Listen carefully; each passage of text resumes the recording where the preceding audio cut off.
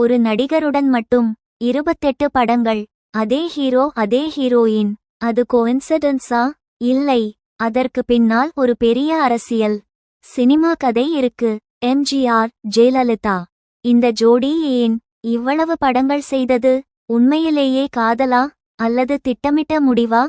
இந்த வீடியோவை முழுவதும் பாருங்கள். கடைசியில் உண்மை தெரியும். ஒரு நடிகையை நடிகையாக மட்டும் இல்லாமல் ஒரு அரசியல் தலைவியாக உருவாக்கிய ஒரே ஹீரோ அவர்தான் எம்ஜிஆர். இந்த உண்மை கதை உங்களுக்கு பிடிச்சிருந்தா like, share, subscribe. Sivabalan cinema. உங்களுக்கு எம்ஜிஆர் ஜெயலலிதா ஜோடி பிடிக்குமா? காமெண்ட் பண்ணுங்க. எம்ஜிஆருக்கு ஏன் ஜெயலலிதா மட்டும்? Talent, trust, timing, political vision. வெறும் காதல் கதை இல்லை, கோஇன்சிடென்ஸ் இல்லை. இது ஹிஸ்டரி பிளானிங். 12 நிருபம் 1971. Dual role, authority vs compassion. 13 Kumari Kottam 1971. Justice கூட்டல் law. 14 Pattikada Pattanama 1972. Rural vs urban debate. 15 Annamitta Kai 1972. Food politics, poor people focus. 16 Raman Thediya Seethai 1972. Cultural values. 17 நிதிக்கு கலைவனங்கு 1974.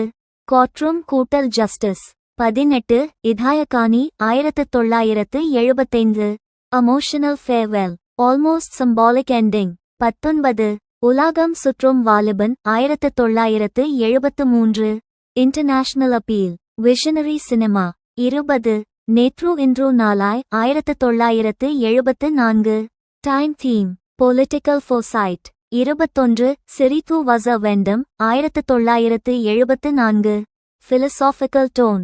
22 அரிமாய் குரால் 1974.